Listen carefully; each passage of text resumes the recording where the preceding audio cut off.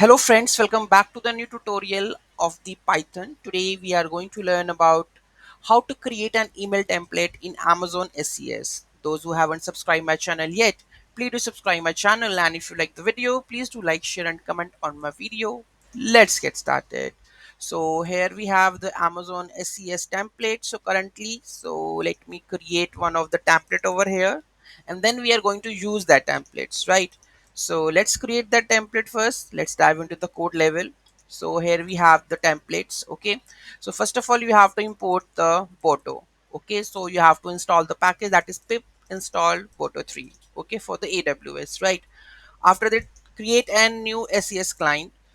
So here we have to create the Boto 3 client SES region you have to pass. Okay, then define the template. So this is the template that we have to define with the template name, subject part, text part. So here we have the text. Okay, then we have a HTML part with head, body. Okay, so you have to create this template.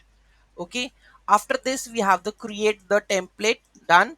Then we have to send create that template into our SES with the help of client dot create template, the template this one. So this is here you can see that we have a template, so we have to send it in the templates. Okay, the template name.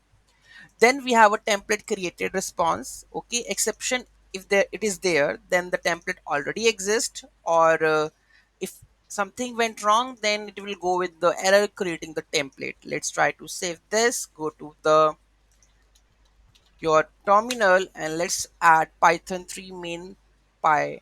Okay, enter it, and it says that the template created with the request ID, HTTP code, everything is there. That means we are successfully created the template. Let's dive into the Amazon console. Okay, and let's reload this, and here we go with the OTP verification. So here we go with the OTP verification template is created.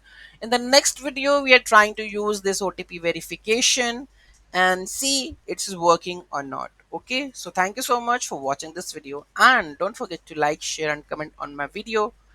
Have a nice day.